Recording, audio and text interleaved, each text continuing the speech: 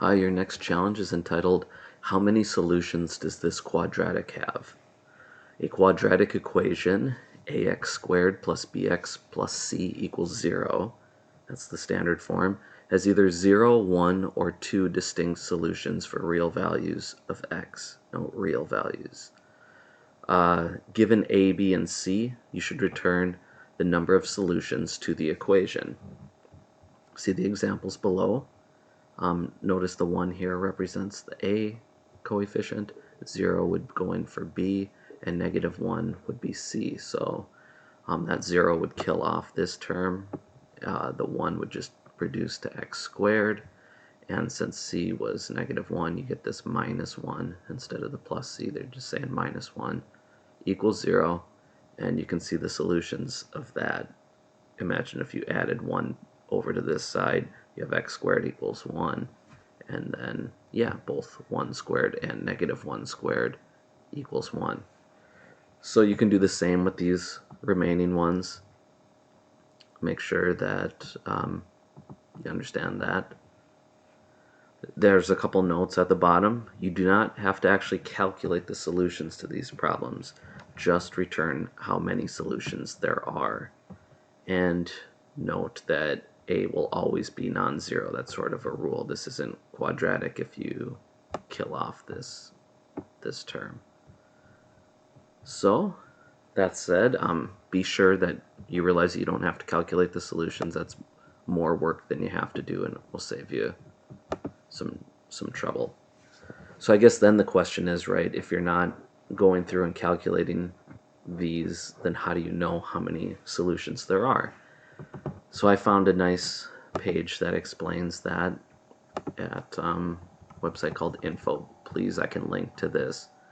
Otherwise, simply look up, you can simply ask that question in the Google browser or look up the discriminant. They say that's the factor for determining how many solutions you have. You can, I won't read all this to you, you can look it up, but let's see. This is the section to note right here. If you get a positive number, then you have 2 solutions. If you get 0, it has 1 solution. And if you get a negative number, there are no real solutions. There's just imaginary ones. And that stems from, remember, this discriminant term is within a square root. So you can't take a square root of a negative number in terms of real numbers. So that's that. They actually have this should look, let me see, I have another one with the quadratic formula. So hopefully this looks familiar. This is the discriminant term that we're talking about, this quantity here, this b squared minus 4ac.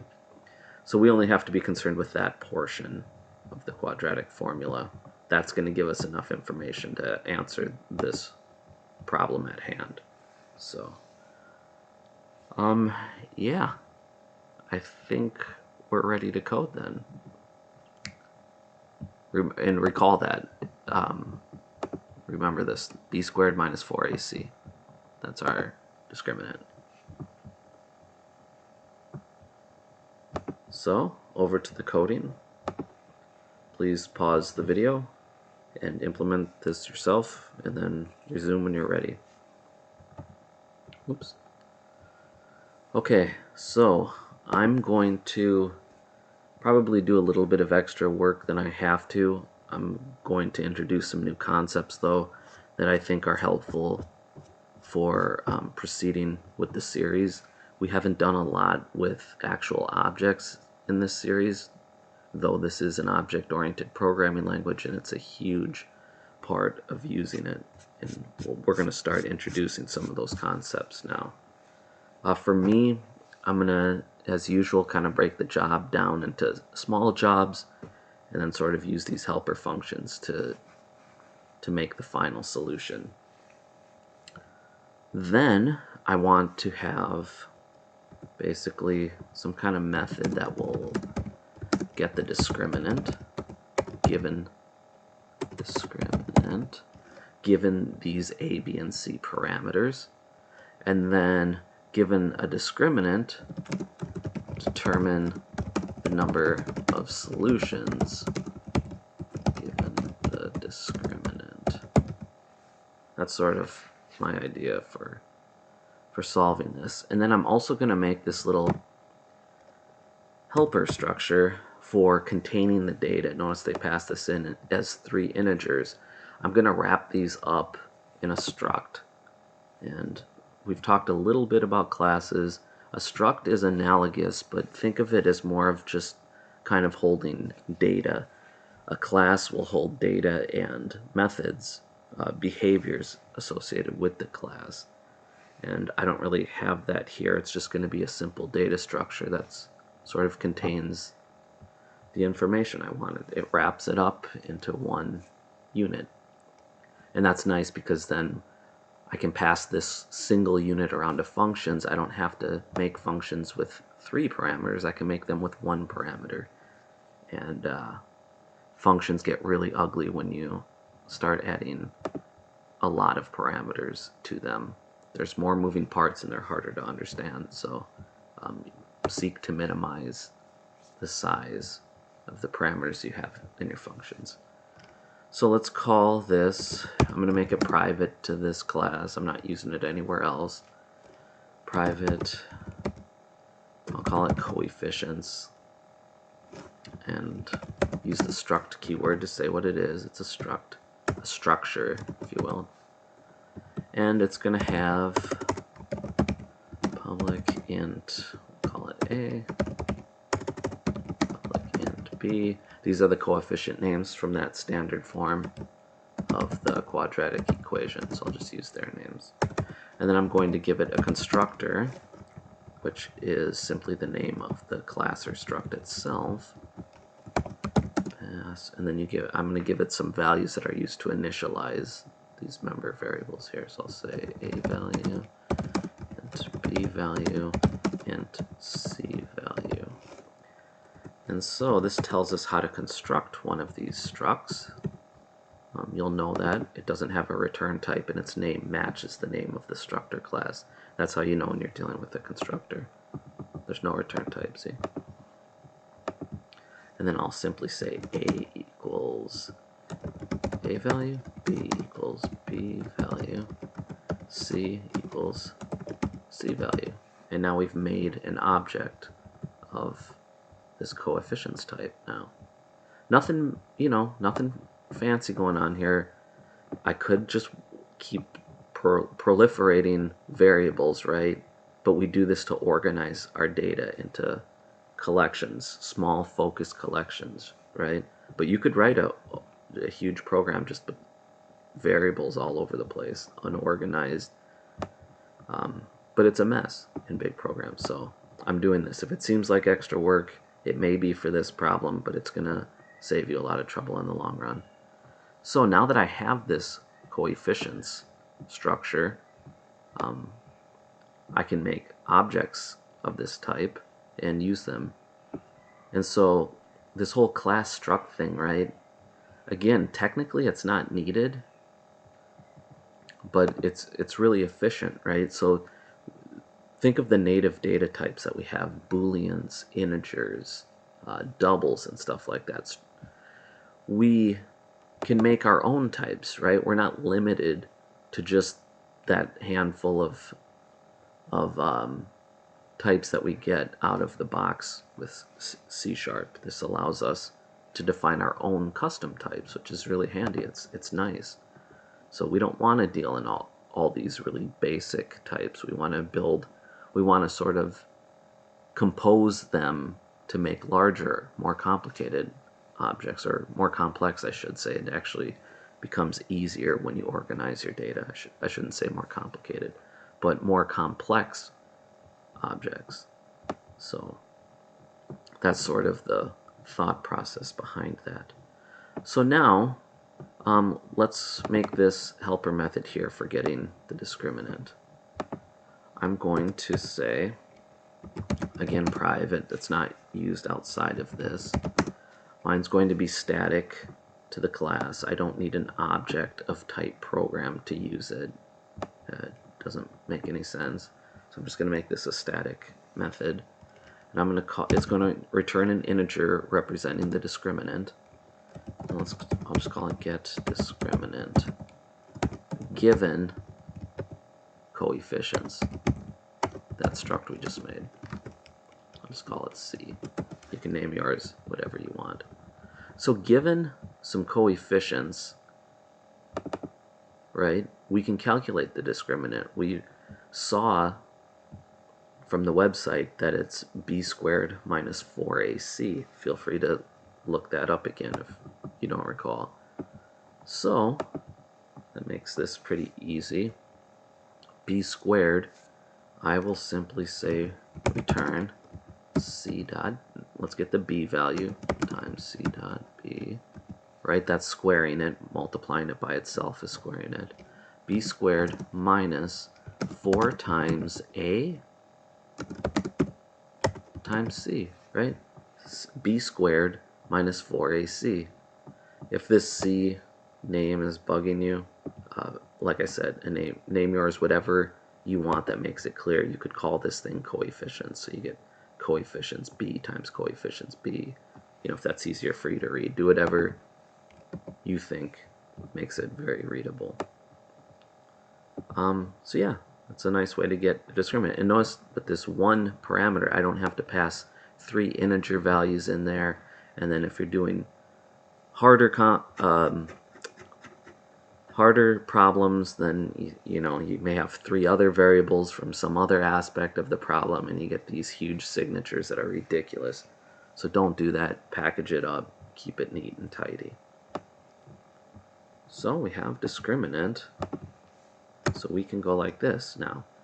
We can say, we can make an object here of type coefficients. C equals a new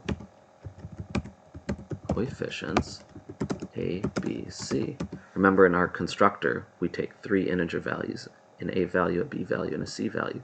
So we're grabbing these parameters, putting them in there, and it's going to give us an object like that, and use this new keyword to make objects. So given that, we can say int discriminant equals get discriminant, that helper method we made, with c, right? It took coefficients as an argument. And now we can make a helper method to get the number of solutions given that discriminant value. Again, that would come from this website here. If you get a positive number, it'll have 2 unique solutions, etc. Read through, and we're just basically implementing this section right here. So let's make a method for that. I'm not using it outside this class, so I'm going to make it private, static again, int get number of solutions, and it will take a discriminant value. Discriminant. Okay, and then we could say if discriminant is greater than 0, we said return 2, right?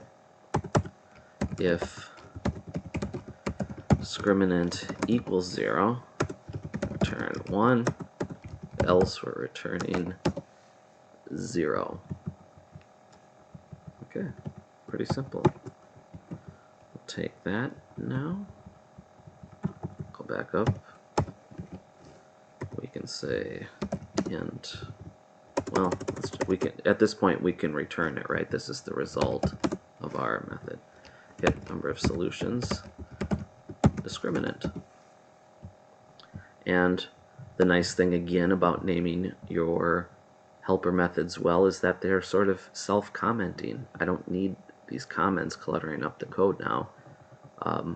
The method names are very descriptive of what they do. The comments have become redundant now. They don't offer anything of value.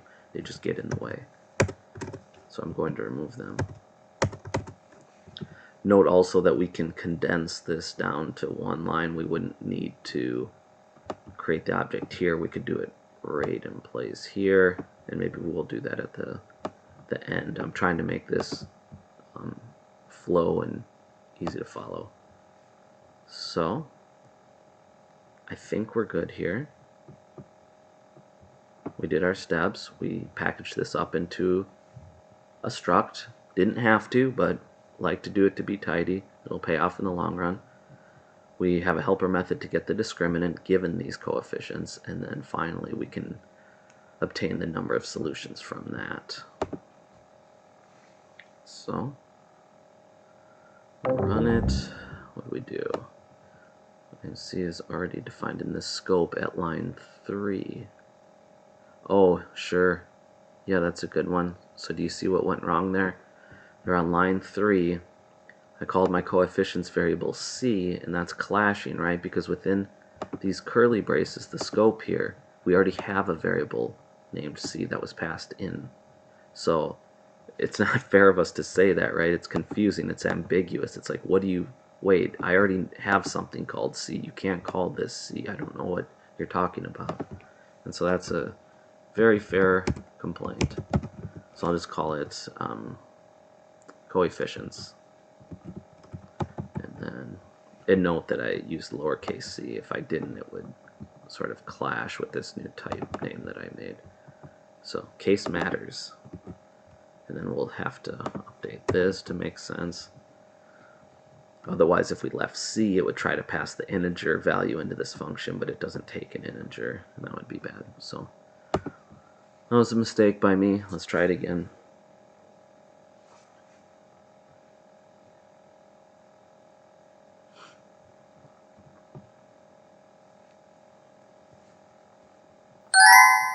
Cool.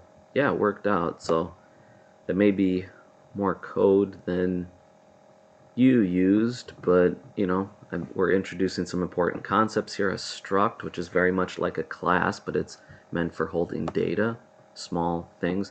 Note that if I were working and I started getting a bunch of methods in this struct, I would say, all right, look, clearly there's more going on here, and I would convert this into a class.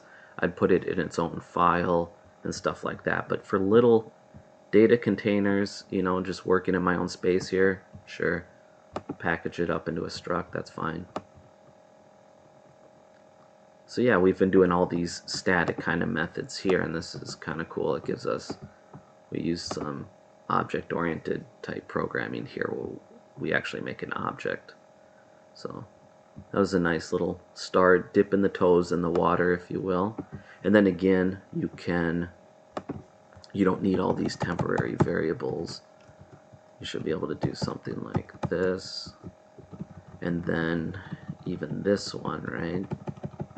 You can take it out and put it in like this. Do something like this.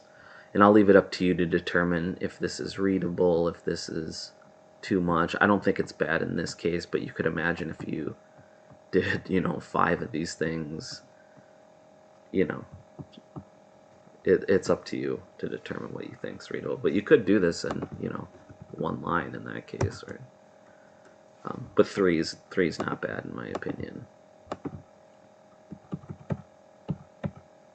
So yeah, hopefully you found that helpful. Again, object-oriented programming is a complex, it's a large topic, you know, so we're just kind of, the idea with this series is that we just introduce things in phases, you absorb a little bit at a time, and so don't beat yourself up if you don't understand everything that's going on. Hopefully that made sense. Again, share your solutions. Let me know if you find anything that worked well for you. If you have questions, definitely feel free to drop those in the comments. Otherwise, yeah, thanks for watching.